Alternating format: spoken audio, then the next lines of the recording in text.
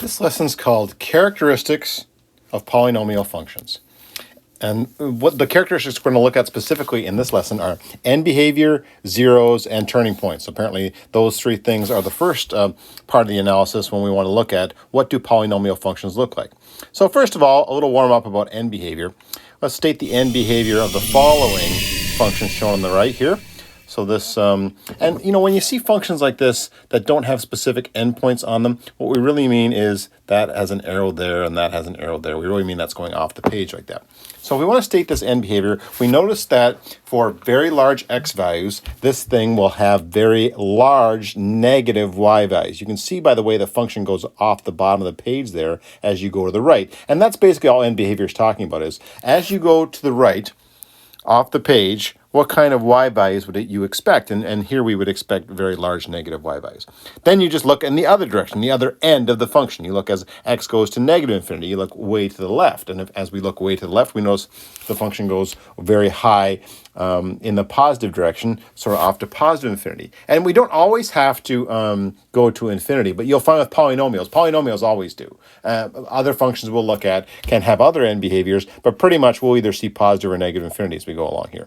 So as x goes to positive infinity, the y's go to negative infinity. And as x goes to negative infinity, the y's go to positive infinity. Question for discussion. Given the equation of a polynomial function, can we determine the function's end behavior? The answer is a big yes. Once we have the equation, finding the end behavior will be very straightforward. Notice I didn't say easy. I didn't say it was easy, but if you know the rules involved, it won't take you long to find the end behavior of functions. It turns out, in order to determine a polynomial function's end behavior, all we really need is the degree and the leading coefficient. So the degree is found by looking for the highest exponent. That's what we call degree. So we look for its highest exponent, and then we look for the leading coefficient, which is the coefficient on that power, on that x cubed, or whatever the highest degree is. And the rest of the lesson is just explaining why that is, why it is that we can get the end behavior simply from these two things. So here, just a little exercise to make sure we can pick off the degree and the leading coefficient. So degree is the highest exponent. So the degree here would be 5. And the leading coefficient, we just look on that x term that has the highest exponent, that x to the power of 5, and we just look for the coefficient, and here the leading coefficient is -6. Moving forward, we're actually only care if it's positive or negative. In this case, we identified it as -6, but you'll notice as the lesson goes on that the fact that it's negative is the important part there. So next one, we look for the highest exponent, and this one tries to fool you by making the highest exponent not the first term anymore. Not many people write this like this. Like if you were going to write this function, most people write it with the highest degree term first, but you just got to watch out for that. This one has degree 4 actually because it's the second term that has the highest exponent, and that leading coefficient, the coefficient on that term, is a 1, and then we do that short form in algebra. When a coefficient is 1, we just don't write it, and then so that's what the coefficient is there. And a little more different one. I don't know if it's more complicated really. We scan across to find the highest exponent, and so the highest exponent will be the degree, and here the degree is 6. And the coefficient in front of that term is the -5.2. So that's how we find degree and leading coefficient. Okay, now look at this equation of the following function below. F at x equals 2x cubed plus 4x squared plus 5x plus 8. Now think of what terms, or what happens to each term as x approaches infinity. I'm going to really map this out. Imagine x approaches infinity, and I'm going to use not the largest x value ever, just a large x value so you get the feel for what this is all about. For instance, if I select an x value of like 1,000, and I look at the number 8 there at the end, why 1,000 is pretty big compared to the 8. And the next term, 5x, if I sub in x equals 1,000, I get 5,000, which is really big. Yeah, so 5,000 is way bigger than 8. Now, then I look at the next term, 4x squared, and I go, okay, if I sub in x equals 1,000 into that term, I get 4 times 1,000 times 1,000, which would be 4 million. Okay, that's really big. Suddenly 8, which was really small, the 5,000, which was pretty big actually, 5,000 sounds pretty big, but suddenly 4 million makes 5,000 look like nothing. So that that term, that x squared term, for a large x value like that is extremely large. And then if I go to the leading term there, 2x cubed, 2 times 1,000 times 1,000 times 1,000 be 2 billion. So do you see how as the exponent goes up, the terms become way larger, like extremely large as we go along there. So when you're subbing in big x values, only the biggest term matters. Only that big term really matters as far as where this function is going to go. So I'm going to walk through it again. Again, this doesn't change. As we put in big x values, this gets bigger, this gets a lot bigger, and this term gets really, really big, really, really fast. So that helps in our analysis. And I'm just going to add something here. I'm just going to circle that in. I'm going to put most important term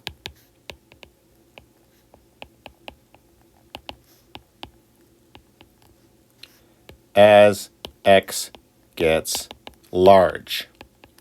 I didn't put only important term, but boy, it's close. It's close to the only important term. So I'll put underneath that only important term. Like it might be the only term that really matters in deciding where the end behavior goes as x gets large. Consider the equation for the polynomial function below. Now think about what really happens when we get to infinity. So as x approaches infinity, the highest power of x quickly overpowers the other terms. It's sort of a joke there, overpowers, but it's totally true. And I only used x equals 1,000, so on the last slide I was like, oh, maybe it's the most important term.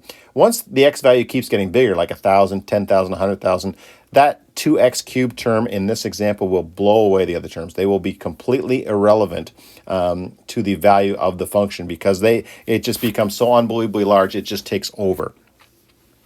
So we won't even care about the 4x squared and the 5x plus 8. As far as deciding end behavior, I'm not saying that it's not involved. I'm just saying as for deciding end behavior, we're only going to care about the front term. If we want to know our function does as x approaches infinity, we just need to consider what happens to its highest power as x approaches infinity. Now, as x approaches infinity, 2x cubed approaches. Okay, well, these aren't necessarily easy, but one strategy you can use is to go, if I subbed in 1,000, and 1,000's a good number to use. You can use a larger number if you want, but if I subbed in 1,000, then this would be 2 times 1,000 cubed, which would be a really big positive number. So as x approaches infinity, 2x cubed approaches infinity. So we can use whatever large number we want to help us decide. We can use the same approach to determine the behavior of x as x approaches negative infinity. So as x approaches negative infinity, 2x cubed approaches. Okay, this takes just an extra little second here because this is part of the discussion that's coming next is what happens when we sub in like a negative 1,000. And there's an important thing to know here is if I sub in negative 1,000 into that thing, it's going to be negative 1,000 cubed, and now it's going to be a negative number. When you cube a negative number, you get back another negative number. That is, if you go negative 1,000, I'm going to write a little note up here. If I was to go negative 1,000 times negative 1,000 times negative 1,000, you see, I'd get positive out of those first two terms because those two negatives would cancel, but I'd still get a negative as the final answer because there's that third negative there. And this happens with all the odd powers. Anytime you have an odd power, the answer is going to come out to be negative when I sub in negative. So as x approaches negative infinity, 2x cubed approaches negative infinity.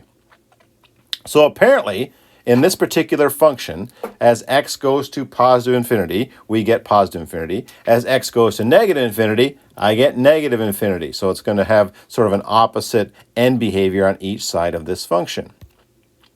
Therefore, our function, the end behavior, here it comes. As x goes to infinity, the function goes to infinity. As x goes to negative infinity, the function goes to negative infinity. And that's true, actually, it's true for all odd powers that have a positive leading coefficient. That's always going to be true. It doesn't actually matter which positive coefficient's out there, and it doesn't actually matter which odd power you use.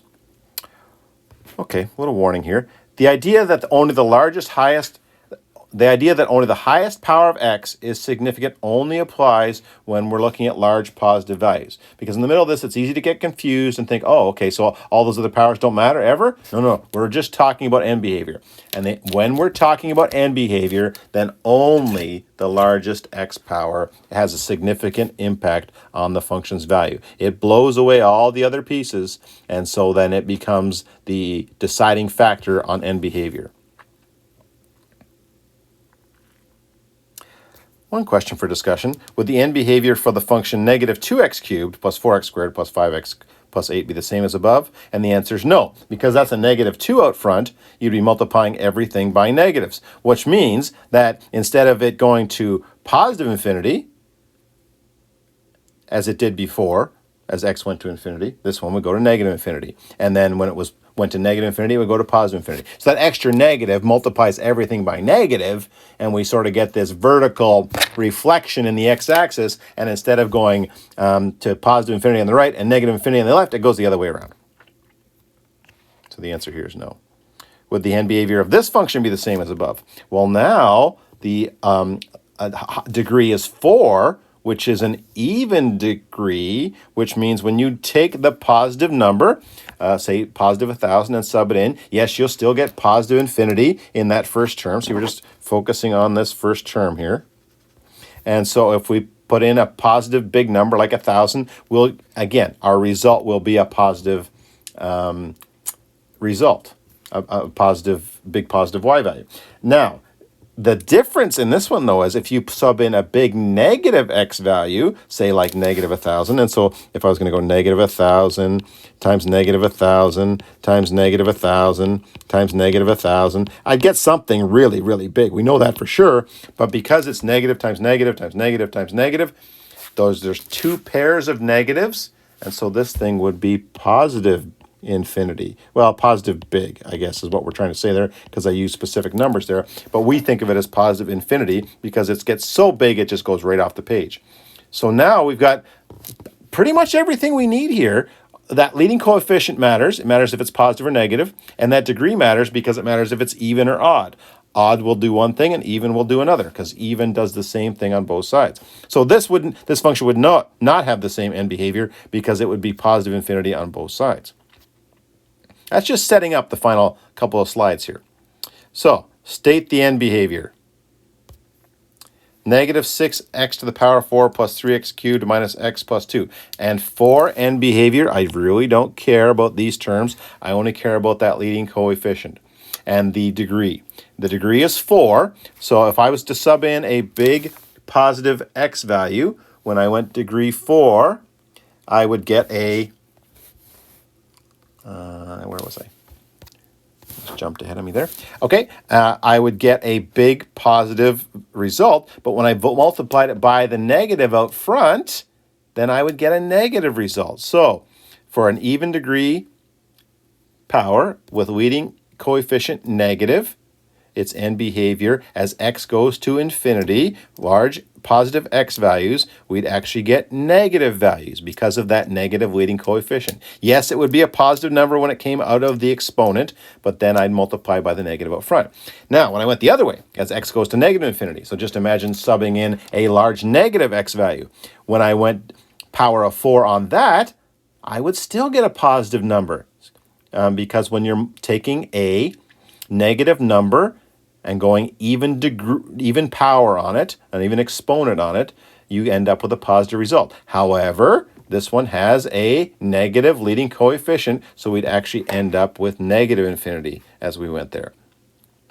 Well, we've got little conclusions here. I'm just going to write them on the thing here, on the top here.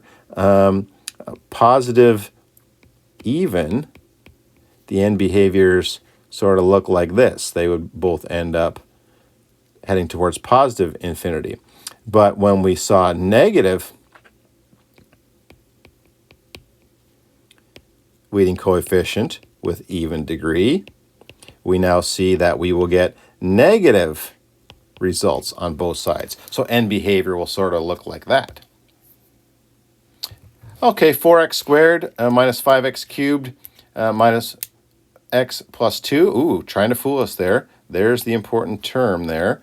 So degree is odd, because it's a 3, and then the leading coefficient is -5, so it's a negative leading coefficient. And so here goes the whole thing again. As x goes to infinity, the function will go to, okay, so if I take a large x value, like 1,000, and put it into that cubed, I get like 100 million, like something really, really big, positive. But then there's that negative out front, so negative leading coefficient, and so that negative multiplies by my positive, and I end up with negative. Imagine putting a big negative x value in there. So you'd get negative 1,000 cubed. You'd get a negative number out of there. Cubing it would give a negative. But then you multiply by the negative out front, and you end up with positive infinity here. And we're almost ready to make another rule here. So positive odd degree, we've seen, would have end behavior up here and down there. And negative odd degree would be the opposite, what we just saw here, which would be that way. Okay? And that's pretty much the review of everything that's going on here in this section. Okay, so zeros and turning points. How many zeros can a polynomial function have? Think about a degree 1 polynomial. Those are the linear functions. An example of one of those linear functions might look like a line like this. And how many zeros could it have?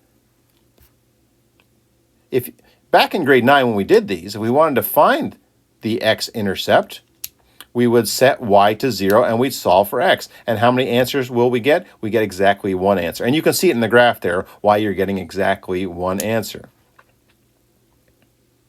How many turning points can a linear function have? Well, a linear function can't have any turning points. It's not going to turn and go back the other way. It just goes in the same direction the whole time. So a summary, quickly, of degree 1 polynomials. The ends of the graph go in opposite directions. That is, as x goes to infinity, y goes to infinity. As x goes to negative infinity, y goes to negative infinity. In this example, if it was going the other way, we could get the opposite, but it's going to be the opposite end behavior on the two sides. The other way it could be is if this function had a negative slope, if it was going down, we could see that as x goes to infinity, y would go to negative infinity, and as x goes to negative infinity, y would go to positive infinity. So you could go the other direction. Maximum number of zeros. 1, maximum number of zeros, the most it can have is 1, and the minimum number of zeros, it has to have a 0. Okay, there is one function that we call actually degree 0 function, which is the horizontal line. I'm not even going to draw it on here. I don't want to confuse you, because that particular line might have no zeros because it's a horizontal line. But technically, we call that a degree 0 function, not a degree 1. If you've got an x value, you're going to have a 0. Maximum number of turning points. 0. It doesn't have any turning points, and minimum turning points 0. So that was just an old review of degree 1 polynomials, and that's just like grade 9 stuff, really. Now, degree 2 polynomials. This was grade 10 and 11. We called these quadratics. How many zeros could a quadratic function have? It could have 0, like that. There's a function, there's a quadratic that has 0. But it could have 1. There's a quadratic that has exactly 1 0. See, it just hits the x-axis once. Or it could have 2. So there's an example of a function, a downward opening parabola that has 2 zeros. So the quadratic had many choices here. It could have 0, 1, or 2 zeros. So why does that happen? Because if we take the function y equals ax squared plus bx plus c, and we set it to 0 and solve for x, by completing the square or quadratic formula or factoring, whatever method we use, you could get 0, 1, or 2 answers. Notice that in order to have 2 zeros, there must be a turning point. So if they got a function that might have 2 zeros, there must have been a turning point somewhere, because you have to go through 1 0, turn, and come back through again. So the ends of the graph go in the same direction in a degree 2 polynomial. That is, you either get them both going to positive infinity or them both going to negative infinity. And you can see both those pictures above. The two parabolas on the left go to positive infinity on both sides, and the parabola on the right goes to negative infinity on both sides. So the degree 2 does the same on both sides. Maximum number of zeros, the most is 2. Minimum number of zeros, it doesn't have to have any zeros. Maximum number of turning points, 1. And minimum number of turning points, 1. It has to have a turning point. Oh, just sit there for just a second, just in case you're copying.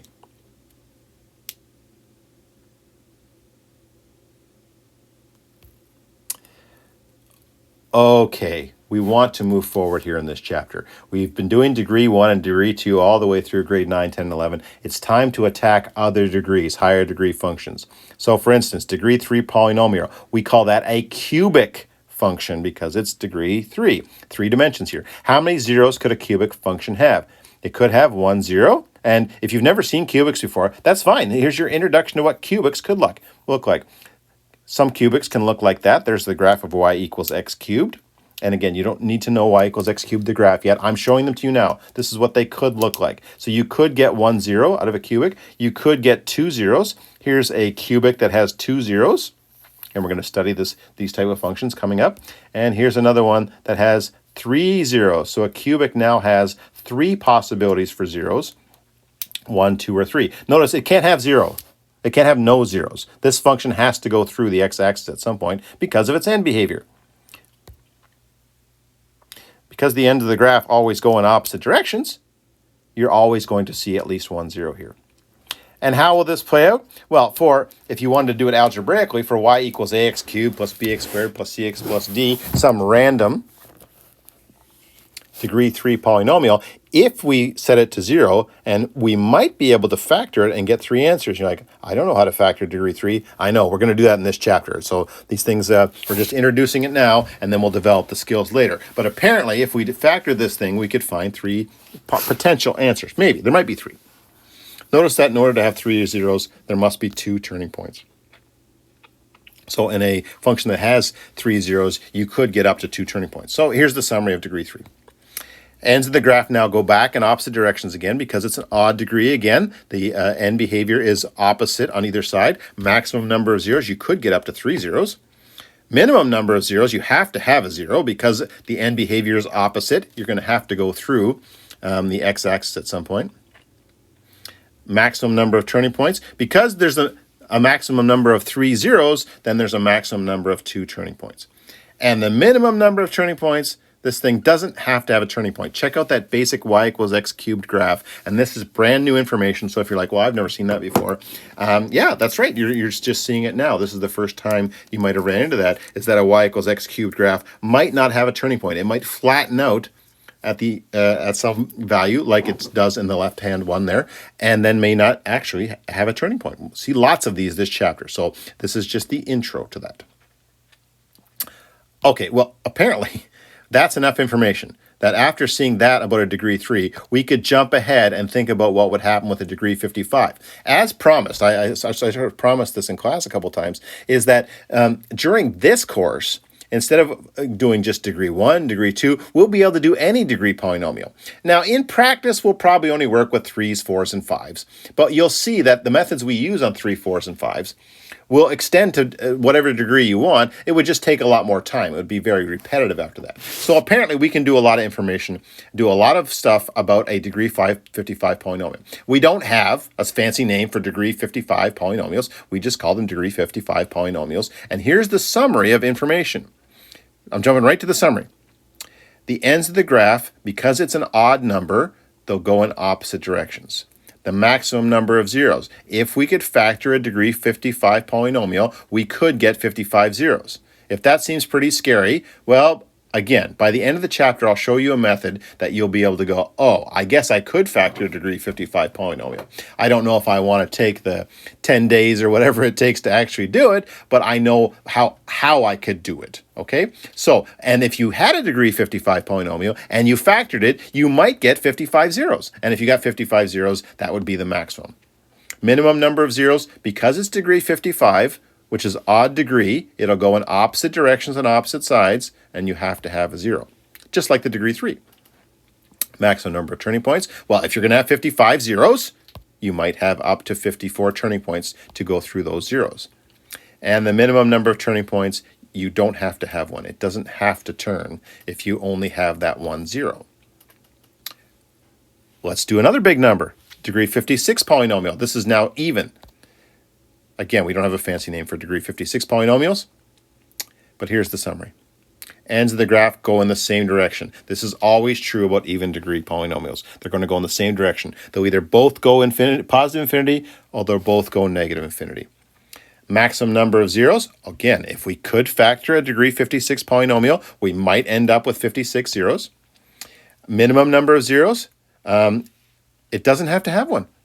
Like the parabola from the pictures earlier, it could just open upwards on both sides and never get down to the x-axis. So you don't have to have a zero here, unlike odd ones. Odd ones have to have a zero because they have opposite end behavior.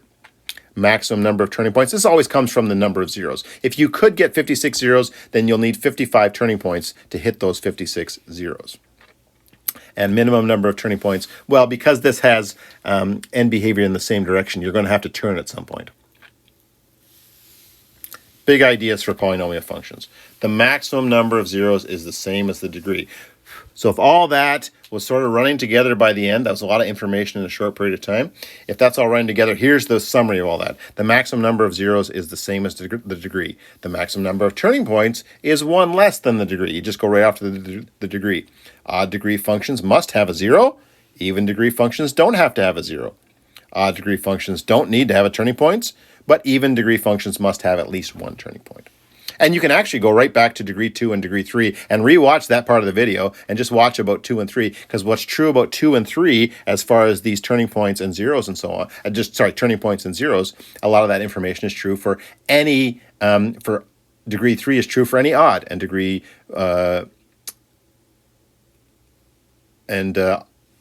2, a lot of what's true is true for any even. Well, that might not all be perfectly clear. So let's walk through a bunch of functions and do this thinking on each one. Let's talk about degree, whether the degree is even or odd. The first one here is 9x squared minus 8x minus 2. So its degree would be even because it's degree 2. The leading coefficient, would it be positive or negative? And it would be a positive leading coefficient because it's the number 9. Maximum and minimum number of zeros. A degree 2 function could have 2 zeros. We've saw that in previous grade, but I'm going to try and take it from the degree here now. With degree 2, you could have as many as 2 zeros. But does it have to have a zero? And the answer is no, it doesn't have to have any zeros because it's an even degree function. Its end behavior is the same on both sides. Maximum and minimum number of turning points. The most number of turning points for this is 1, because there's 2 zeros. It's always 1 less than the degree. And minimum number of turning points. Does a degree 2 have to have a turning point? These are the parabolas, and yes, we have to have at least one turning point. And behavior. Okay, this comes from the degree and the leading coefficient. And I made a rule on an earlier slide, and the rule said you're going to be the same on both sides. So as x goes to infinity, the y on both sides is going to go to the same thing. Whatever I decide for one, it's going to be true for the other. And in this case, with a positive leading coefficient, that means the y's are going to be positive on both sides. And thinking back to parabolas,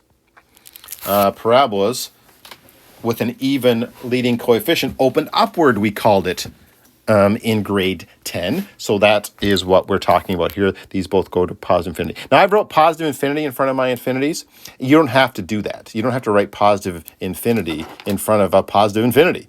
But I do it because it reminds me that, yes, I did think about it. I decided it wasn't negative, so I write the positive, and that just makes me feel better that I wrote that. Okay, rest of this page is just repeating all those steps. Okay, so next one. F at x equals negative x to the 4th minus x cubed plus 3x squared plus 8x plus 5. Degree even or odd? The degree here is even because it's degree 4. Leading coefficient this time is negative. Maximum number of zeros comes right from the degree, because if this factored, we could get up to 4 zeros. So maximum number of zeros is 4. Minimum number of zeros for even degree functions, you don't have to have a zero. Like a parabola that's above the x-axis opening upwards, you could stay up the whole time and never get down to the x-axis. Or because it's the same end behavior on both sides, you don't have to go through the axis, so it doesn't have to have any zeros here. Maximum number of turning points, always 1 less than the degree, so we could have up to 3 turning points. And minimum number of turning points, okay, even degree functions always have to turn at some point because they have the same end behavior on both sides. So over here, because it's even degree, I'm going to get the same end behavior on both sides. That negative out front of the whole thing tells me we're going to negative infinity on both sides. And you might be getting your own shortcuts of the rules here now where it's like, okay, even. I'm either both up or both down, and positive is both up and negative is both down. And that's a great rule. That's exactly the shortcut to the rule for end behavior of these things. Next one, degree even or odd. This is degree 6, so it's even. Leading coefficient is positive. Notice I don't care that it's positive 2. I only care that it's positive. Maximum number of zeros. If we could factor this, we could get 6 zeros, but it doesn't have to have a 0. None of the even degrees have to have 0 because end behavior is the same on both sides. Maximum number of turning points, because it has 6 zeros, it could have up to 5 turning points. And minimum number of turning points, it has to have at least 1 turning point.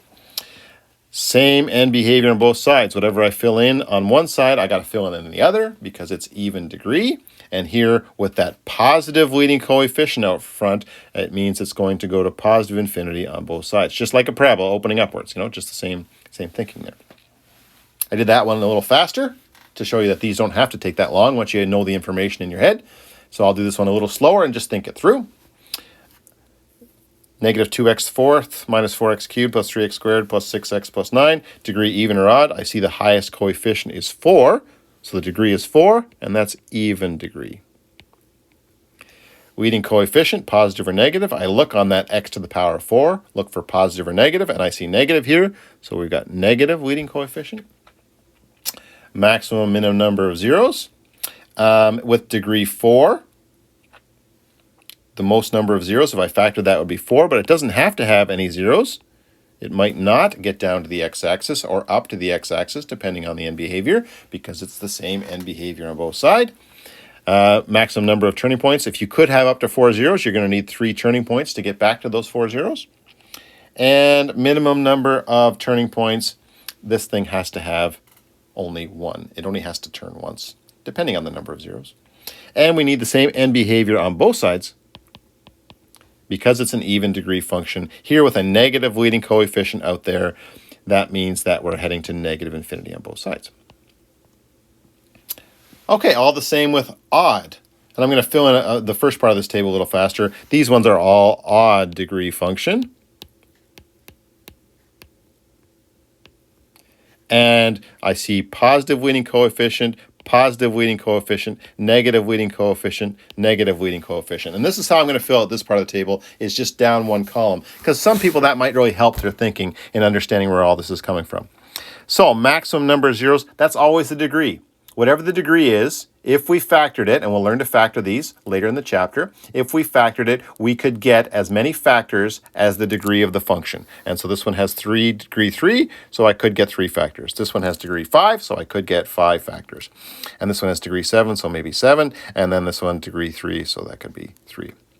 Minimum number of zeros. Okay, for odd functions, this is always the same answer. For an odd function, you're always going to have opposite end behaviors. You're going to start, say, down there and end up down there. And can you see when you do something like that, or if you start up here and end down there, at some point you're going to have to go through the x-axis. So all these odd have at least 1 0. It has to go through the x-axis at some point because of the opposite end behaviors. Now, maximum number of turning points.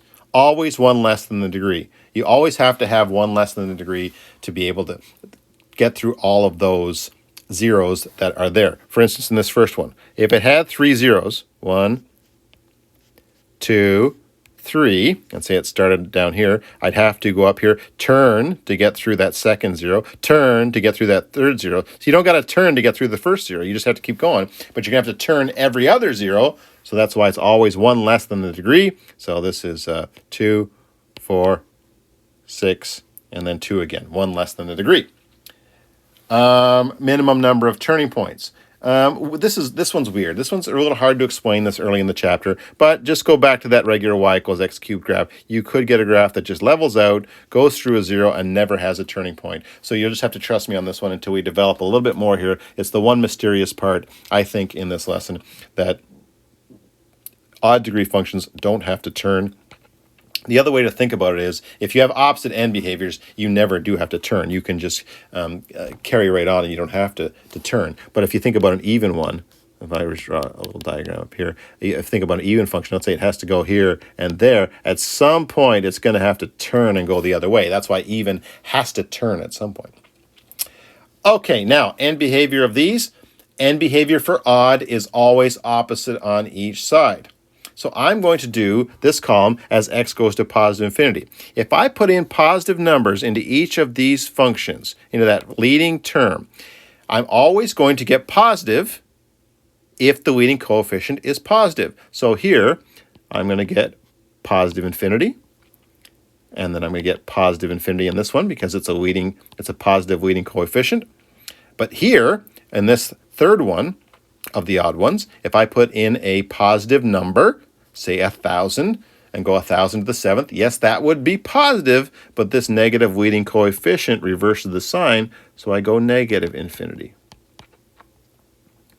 Now, you can think through the other way if you want, but a lot of people just jump ahead and say, okay, if those are that way, then with odd degree functions, they're always going to be the opposite way. But let me walk through the first one at least so you can see why it comes out to be opposite.